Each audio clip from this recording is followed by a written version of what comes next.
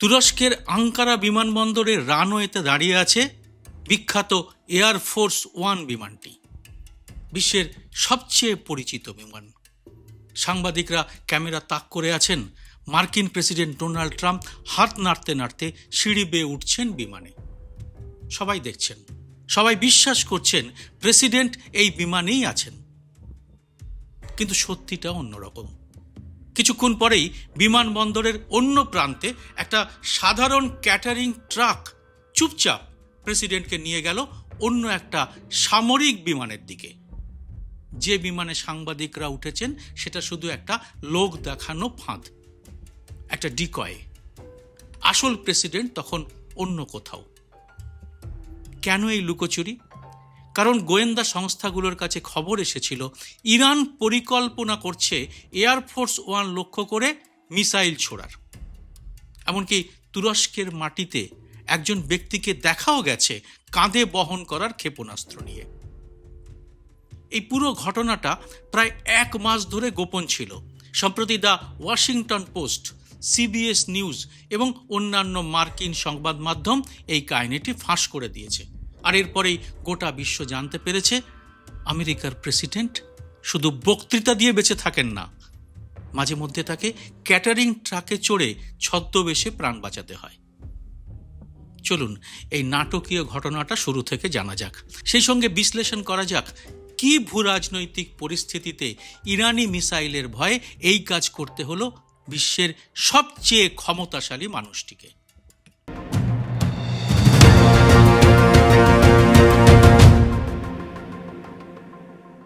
নমস্কার, সবাইকে স্বাগত। আমি সুব্রত বসু। 2026 সালের জুলাই মাস তুরস্কের আঙ্কারায় বসেছে ন্যাটো সম্মেলন। বিশ্বের শক্তিশালী নেতারা একত্রিত হয়েছেন। কিন্তু এই সম্মেলনের পেছনে একটা অন্ধকার প্রেক্ষাপট আছে। আমেরিকা আর ইরানের মধ্যে যুদ্ধ চলছে মাসের পর মাস ধরে। আঙ্কারা সম্মেলনের ঠিক আগের দিনই আমেরিকা ইরানের বিরুদ্ধে নতুন করে বিমান হামলা শুরু করেছে। কারণ ইরানের সঙ্গে যুদ্ধবিরতির আলোচনা তখন ভেঙে পড়েছে। আঙ্কারায় ন্যাটো সম্মেলন শেষ হওয়ার একদিন আগে আমেরিকার সেনা ট্রাম্পের নির্দেশে ইরানের উপর ফের হামলা শুরু করল। অর্থাৎ ট্রাম্প যখন তুরস্কের মাটিতে দাঁড়িয়েছিলেন তখন তিনি নিজেই ইরানের বিরুদ্ধে হামলার নির্দেশ দিয়েছিলেন। আর ঠিক তার পরের দিনই তাকে নিজের প্রাণ বাঁচাতে কার্যত ছদ্মবেশে পালাতে হয়। সম্মেলনের ফাঁকে ট্রাম্প নিজেই সাংবাদিকদের সামনে স্বীকার করেছিলেন যে তিনি বিপদের মধ্যে আছেন। তিনি নিজেকে ইরানের হত্যা তালিকার নম্বর 1 বলে অভিহিত করেছিলেন ঠিক আঙ্কারা ছাড়ার আগে করা একটি সাংবাদিক সম্মেলনে। মানে কতটা ভয় পেয়েছিলেন ট্রাম্প তা এ থেকেই বোঝা যাচ্ছে। জুলাইয়ের 8 তারিখ ট্রাম্পের আঙ্কারা ছাড়ার দিন। ঠিক এই সময় আমেরিকান আর তুর্কি গোয়েন্দা সংস্থাগুলোর কাছে একটা ভয়ঙ্কর তথ্য এলো। আমেরিকার ন্যাশনাল সিকিউরিটি এজেন্সি সিআইএ এবং তুরস্কের গোয়েন্দা সংস্থা এমআইটি, 3টে সংস্থাই একসঙ্গে একটা গোপন পরিকল্পনার খবর পেল, যেখানে ইরান ট্রাম্পের বিশেষ বিমান এয়ারফোর্স ওয়ানকে লক্ষ্য করে সারফেস টু এয়ার মিসাইল ছোড়ার ছক কষছে। শুধু তাই নয়, এমন খবরও পাওয়া গেল যে তুরস্কেই একটি দল প্রস্তুত রাখা হয়েছে এই মিসাইল ছোড়ার জন্যে। যদিও পরে তদন্তে সেই দলটিকে আর খুঁজে পাওয়া যায়নি।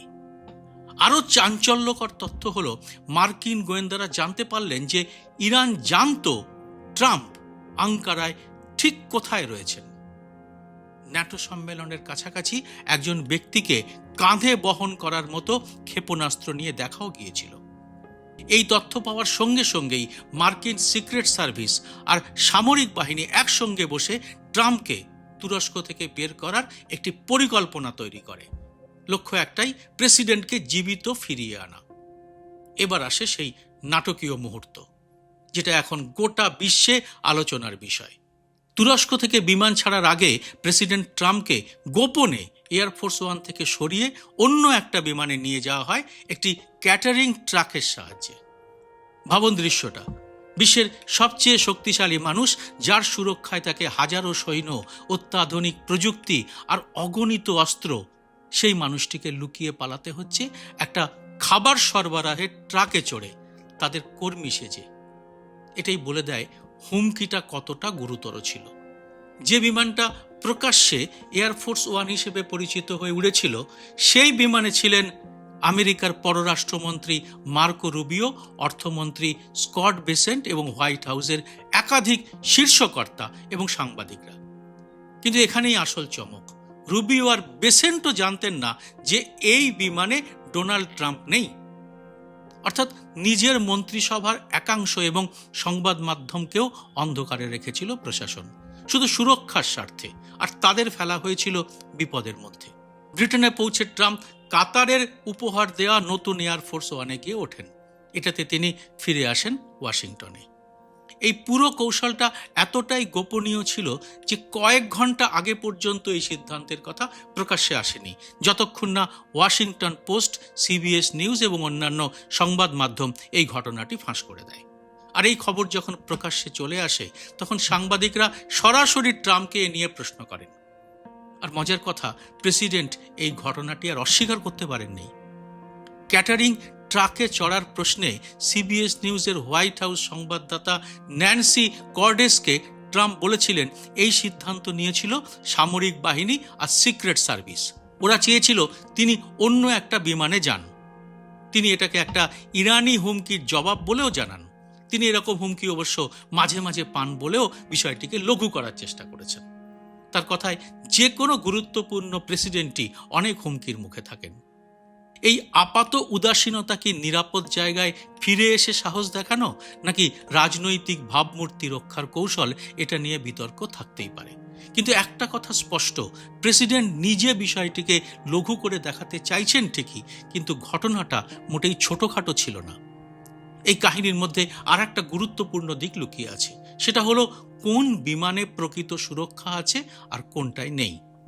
এই হুমকিটা এমন একটা সময় সামনে এসেছে যখন ট্রাম্প সবেমাত্র কাতারের উপহার দেয়া বোয়িং 7478 বিমানটি ব্যবহার করা শুরু করেছিলেন। আমেরিকা প্রায় $400 মিলিয়ন খরচ করেছিল এই বিমানটিকে প্রেসিডেন্টের ব্যবহারের উপযোগী করে গড়ে তুলতে, মানে একেবারে নিরাপত্তা নিশ্ছিদ্র করতে। কিন্তু এখানেই লুকিয়ে আছে আসল সমস্যাটা। বিভিন্ন প্রতিবেদন আর ছবি থেকে জানা যাচ্ছে এই নতুন বিমানে মিসাইল শনাক্তকরণ আর প্রতিরক্ষার খুব মজবুত ব্যবস্থা নেই, যা প্রথাগতভাবে ব্যবহৃত আগের দুটো এয়ারফোর্স ওয়ান বিমানে ছিল। সিবিএস নিউজের তথ্য অনুযায়ী পুরনো প্রেসিডেন্সিয়াল বিমানগুলোতে লেজার প্রযুক্তি লাগানো আছে, যা ক্ষেপণাস্ত্রকে বিভ্রান্ত করতে পারে।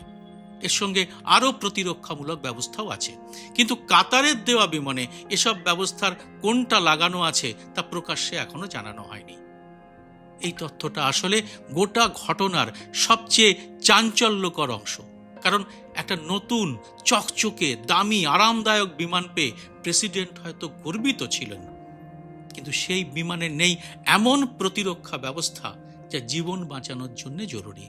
ফলে প্রথম দিকে যখন হুমকির খবর আসে, তখন তাকে সেই নতুন বিমান এড়িয়ে পুরনো বিমানেই ফিরে যেতে হয়।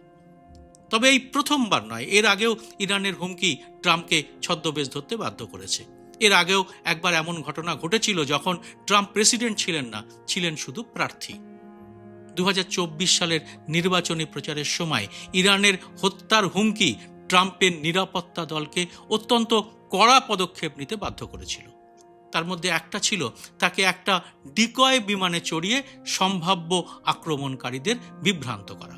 নিরাপত্তা সংস্থাগুলি ট্রাম্পকে জানিয়েছিল ইরান দেশের মধ্যে গোপনে এজেন্ট ঢুকিয়েছে, যাদের কাছে সারফেস টু এয়ার ক্ষেপণাস্ত্র আছে। এতে ট্রাম্পের নিরাপত্তা দল চিন্তিত হয়ে পড়ে। এই উদ্বেগ আরও বেড়ে যায় যখন ফ্লোরিডার ওয়েস্ট পাম বিচে সেপ্টেম্বরের 15 তারিখে গল্ফ কোর্সে তার উপর একটা হামলার চেষ্টা করা হয়। এরপরেই তার নিরাপত্তা দল তার বন্ধু এবং রিয়েল এস্টেট ব্যবসায়ী স্টিভ উইকফের মালিকানাধীন একটি ডিকয় বিমানে করে অনুষ্ঠানে যাওয়ার ব্যবস্থা করে। অর্থাৎ এটা কোনো নতুন প্যাটার্ন নয়। ইরান এবং ট্রাম্পের মধ্যে এই বিপজ্জনক লুকোচুরি চলছে বছরের পর বছর ধরে, প্রেসিডেন্ট হওয়ার আগে এবং প্রেসিডেন্ট হওয়ার পরেও। এই ঘটনার সঙ্গে জড়িয়ে আছে আর একটা পুরনো ইতিহাস, যেটা সদ্য সামনে এসেছে।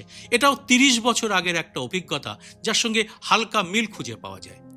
একজন সাংবাদিক যার নাম পেজ, সম্প্রতি ২৬ বছরের নীরবতা ভেঙে জানিয়েছেন যে বিল ক্লিন্টনের সময়ও একবার এই ধরনের নিরাপত্তার ব্যবস্থা নেওয়া হয়েছিল।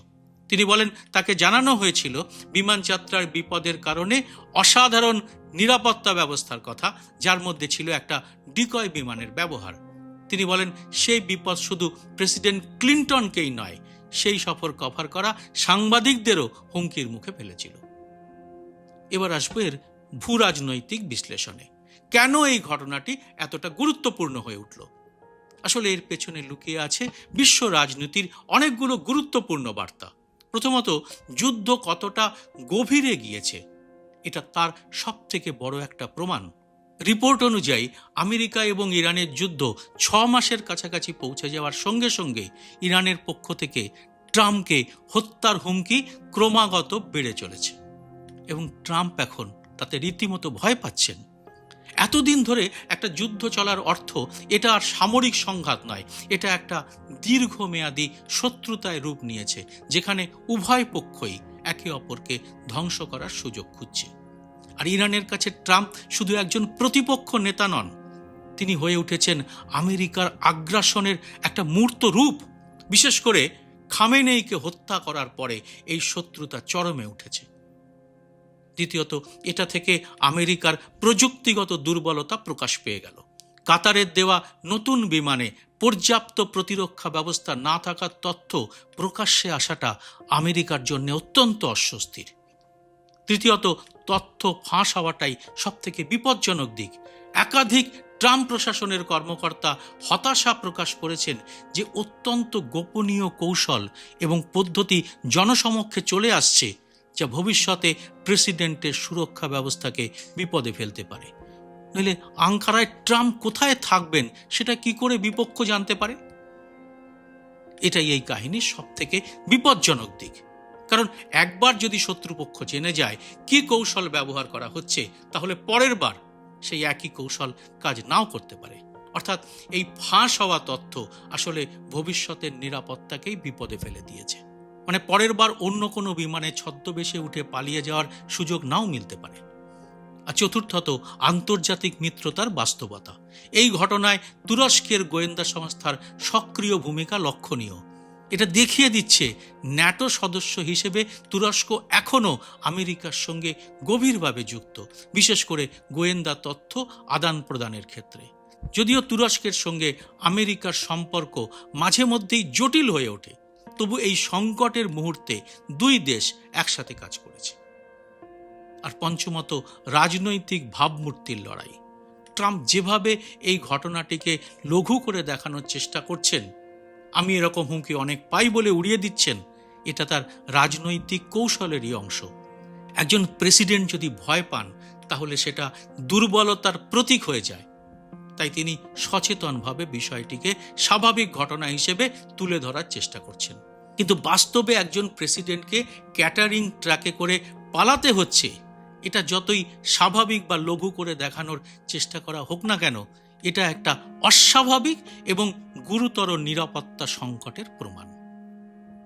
আর এবার প্রশ্ন, এই যুদ্ধ কত দূর গড়াবে?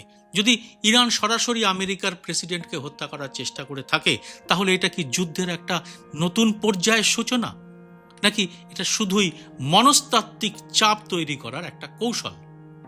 আর তৃতীয় প্রশ্ন, আমেরিকার প্রেসিডেন্টের নিরাপত্তা ব্যবস্থা কি যথেষ্ট আধুনিক? কাতারের দেওয়া বিমানের প্রতিরক্ষা ব্যবস্থার ঘাটতি থাকাটা একটা বড় প্রশ্ন তুলে দিয়েছে। আমেরিকার মতো শক্তিও কি প্রযুক্তিগতভাবে ইরানকে ভয় পাচ্ছে?